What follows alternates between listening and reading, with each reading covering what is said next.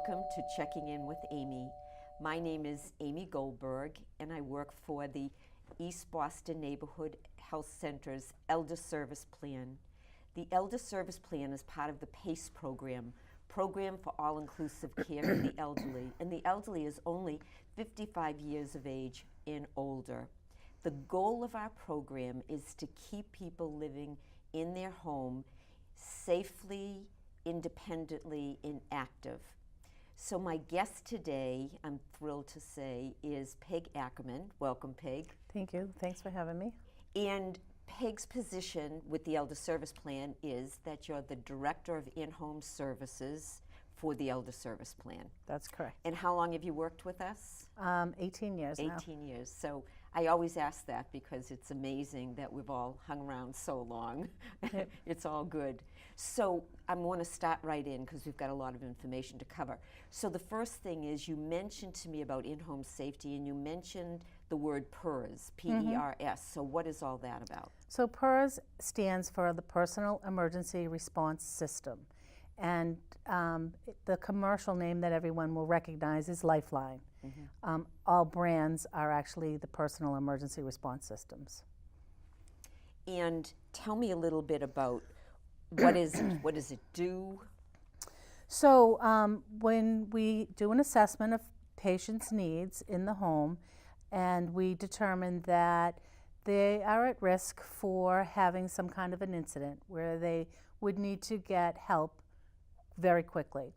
And so we will install personal emergency response systems in the home. We have several different varieties. We have a system that works with a landline. We have systems that work without a landline, so a cell phone, and the same system can even work in a home where there is no landline or cell phone.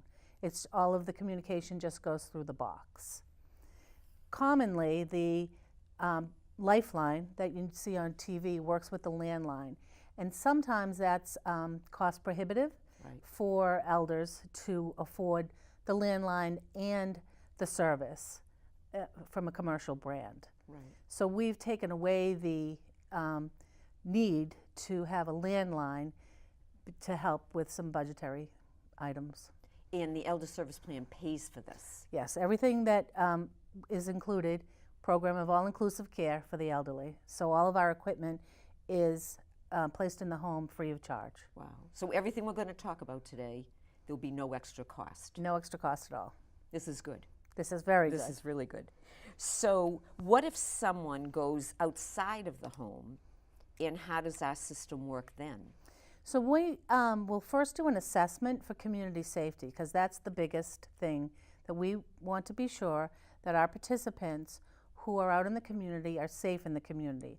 Our equipment will enhance their safety, but it won't make them safe. So we do have a small mobile PERS system that is used anywhere at all. It's equipped with a GPS, so if the person is anywhere at all and they need help, they just push the button, and the response goes right to the local emergency response, the fire department, and they're able to locate if the person, even if the person is unable to say where they are, they're able to locate the person. This is also equipped with a fall detection. So if the person falls and is unable to respond or push the button, it will automatically trigger a response for help. So GPS built in. GPS built in. This is unbelievable. Mm-hmm. So we always know where someone is. This is good. Yeah. I keep saying this is good. Now let's talk a little bit about necklaces and bracelets. When I go out to see a patient in their home, they might have a Lifeline type thing around their neck. Mm-hmm. That's unusual because most of the time where I see it is on their bedpost. It's not on their body for whatever reason. So let's discuss that.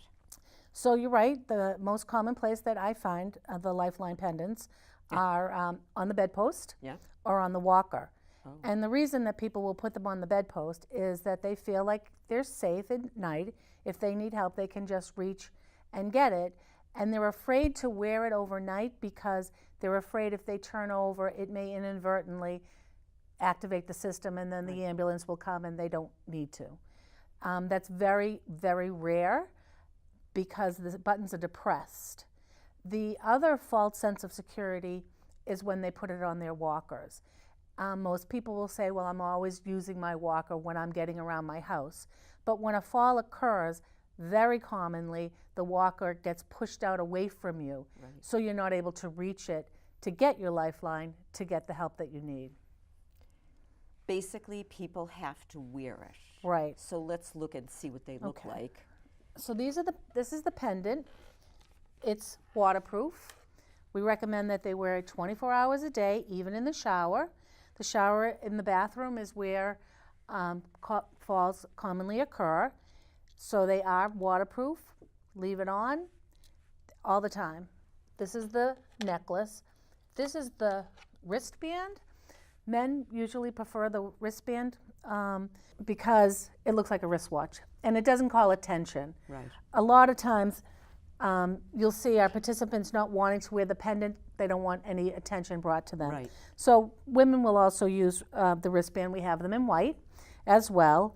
They are waterproof as well, so we do say wear it all the time. You can wear it if you're washing dishes, when you're taking a shower. We just ask that after you've taken a shower, you take it off, dry your skin, so you don't want to get any maceration under it. This is innovative, wonderful. Were they always waterproof, do you know? I believe they were. Wow. Okay, well, people weren't wearing them, that's for sure. That's the thing, not wearing them. I see them right by the door. Right. So they remember to put them on when they, or they remember to put them there when they're leaving the house so they don't lose them, but they forget to put them back on when they come back in the house. So let's talk a little bit about falls. Okay. I think that's a really important thing. As people get older and their balance isn't quite as good, we try really hard to help people prevent falls. So what do we do with someone that really does have a history of falls? Well, we have a whole fall assessment program here in the Elder Service Plan, and rehab therapists, physical therapists, occupational therapists will go out into the home along with the home care nurses and assess the home for any safety issues, for any equipment that we're able to install to prevent falls. We come up with a plan. We do have a fall pendant that we will use with our equipment. This fall pendant works with any of the equipment, either the equipment that doesn't need a landline, the mobile purse, and it automatically detects a fall. So if something should happen and the person is unable to call for help, the EMS system is already activated. Also, for our participants with memory impairment,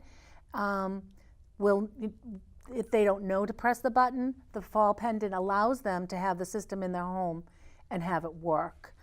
Another thing is a lot of our participants don't like to report the falls because they don't want to get in trouble.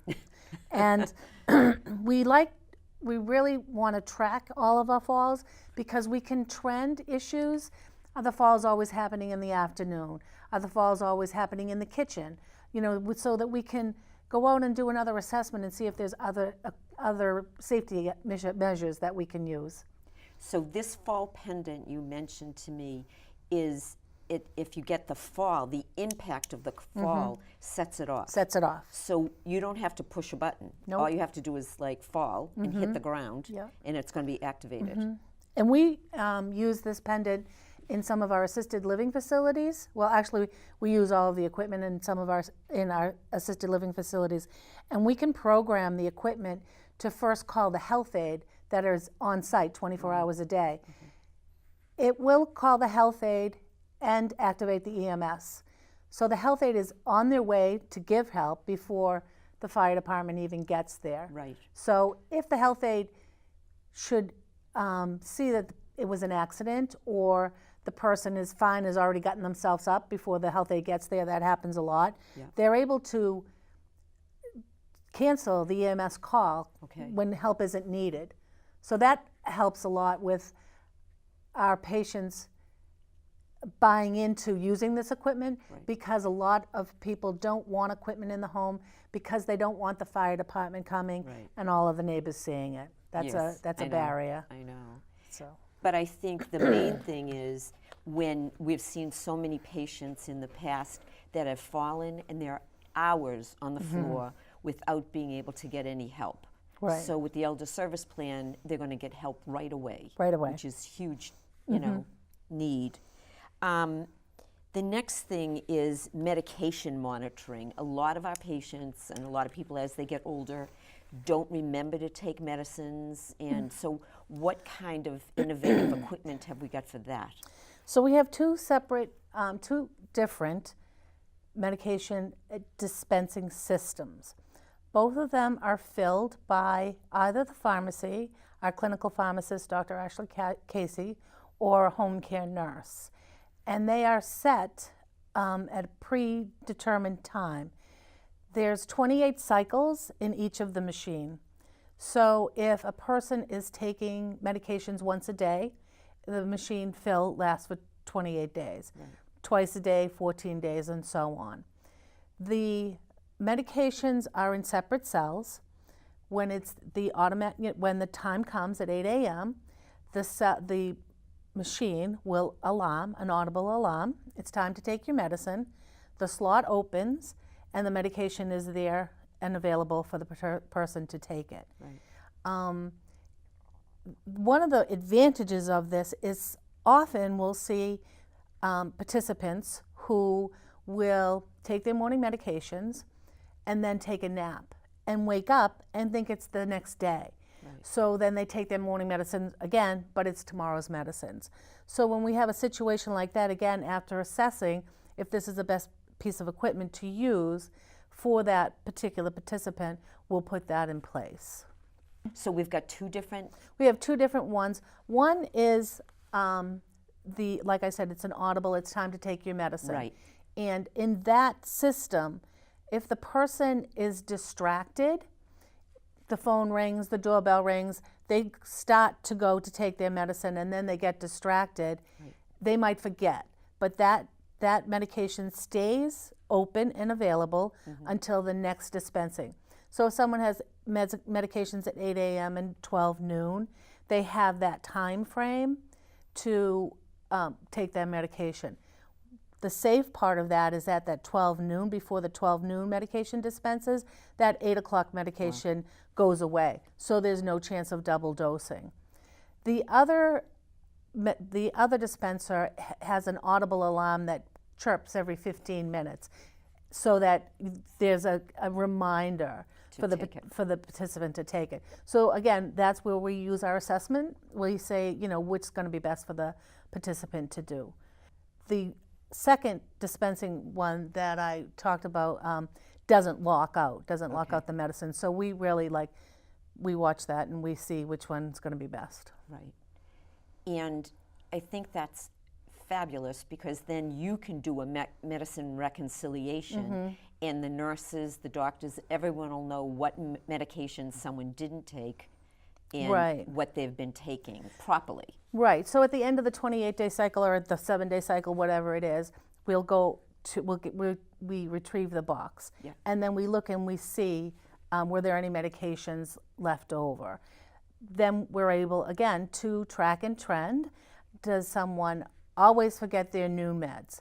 So if someone's on 3 times a day meds, but they always forget that middle dose, we look to see, can we make it twice a day? Right. So that it's easier for them to be compliant. We talked a little bit about memory issues. So let's go over that right now. If someone has some memory impairment, what kind of safety issues do we have, safety topics and things that we can use for them? Okay, so we have an in-home monitoring system, which is some of this equipment that you see here. And we're able to set up alarms like on a refrigerator, or we would identify a medication cabinet. We could identify a food cabinet. So we would, once we do an assessment, we place the equipment in the home. and we watch a person's normal pattern. Then, once we begin monitoring, we have nurse informaticians who will do the monitoring. And for instance, if they notice that the refrigerator isn't opened for long periods of time or at all in a day, we then assume the person's not having any fluids. The same thing with the medication cabinet or the food cabinet. You once said something to me that was very, very new about a geofence. If someone went outside the area and wandered off, So, what is a geofence? So we have these new monitoring systems. This system we use for people with memory impairment. Our mobile PERS unit we wouldn't use with someone who had significant cognitive impairment. But someone with significant cognitive impairment who lives at home with family and is safe to be able to go out into the backyard and do a little gardening, or go out in the front porch or whatever, and they want to have independence and some freedom in the home, yet the family wants to make sure that they don't wander off. We would use this new piece of equipment, and it is secured to the participant's wrist with a locking system that the family locks it. We have come a long way. This is the one we used up until a month ago. It's quite large. Let me see. That's huge. Yeah, quite. This is a big thing. Yeah, and as you can understand, some people They didn't want to wear that. They didn't want to wear it. It was bothersome. This is smaller. It looks like an iWatch. It does. So it's sleeker, and people are less resistant to wearing this all the time. When we install this in the home, we go in and we again do an assessment of need, and we will see what the person's normal pattern is. If they are, someone who can go out into the garden or sit out on the porch, we can set a perimeter we'll set a perimeter for the system to alarm when that person breaches that perimeter. Okay. That's what a geofence is. Right. So we'll go into the home and we will see the normal pattern, what is safe. We'll set that on this. This watch is connected to a family member's smartphone.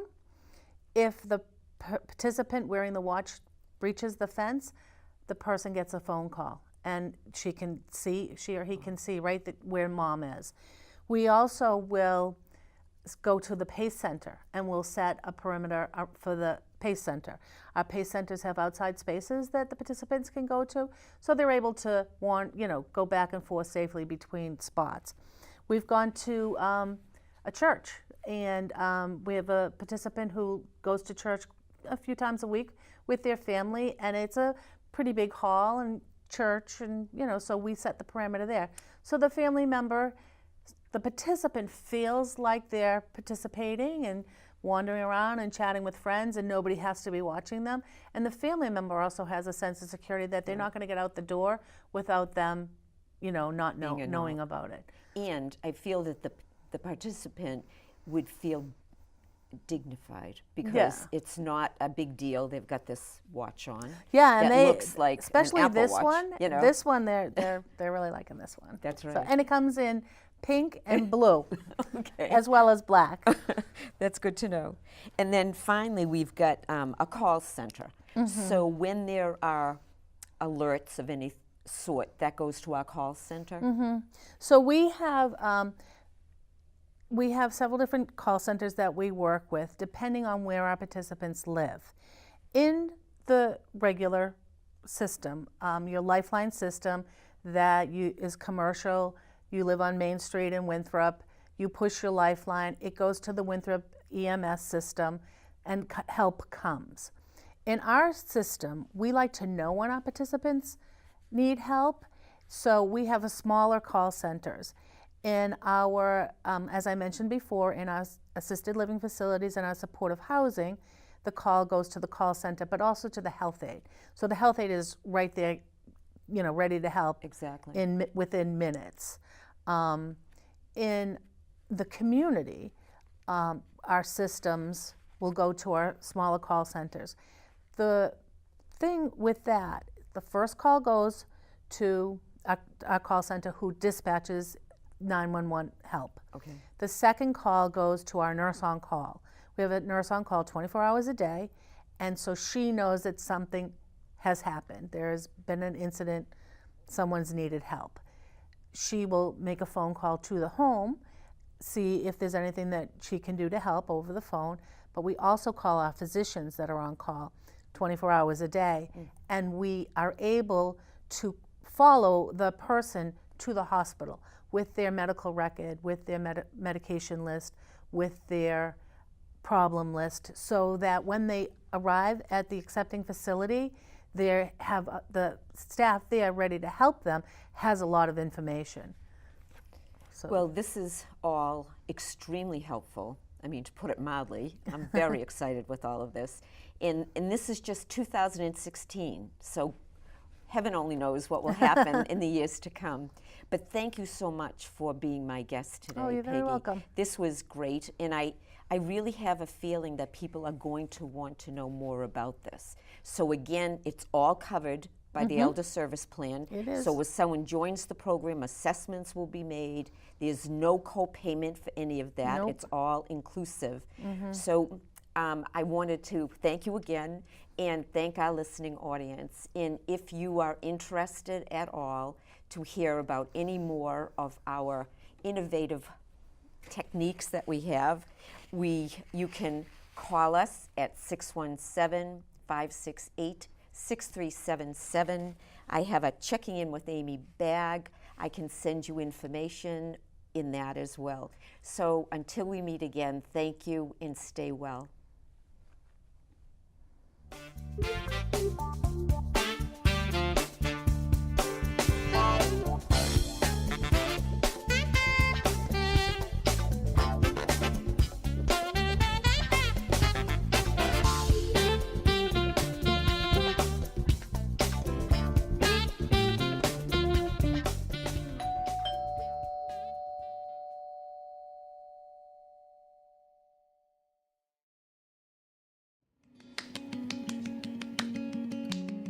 My parents were always very independent. They always seemed to take care of each other. My dad met my mom when she was 13 and he was 15, so they got a lot of practice. It was really difficult when they were faced with health challenges and started to need some help. It was also really hard on me and my brothers.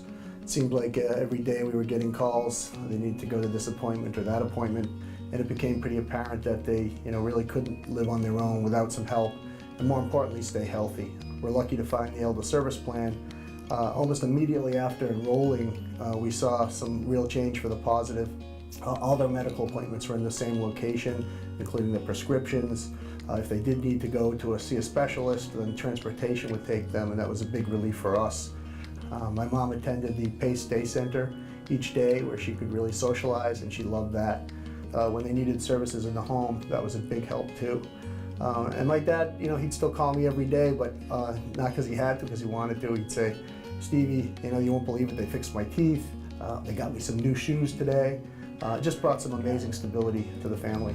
I'll see you a little later today, okay? Okay. My name's Lucas Akerley. I'm the Activities Coordinator for the Elder Service Plan in Winthrop. Today we're doing active parachute games. We have a ball toss with some music. It's fun. Keeping active at ESP is part of our plan to keep you happy, healthy, and independent.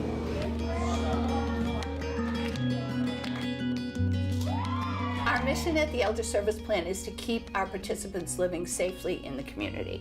And we do that in a number of ways, the first being with the physician and the entire team to take care of the person medically.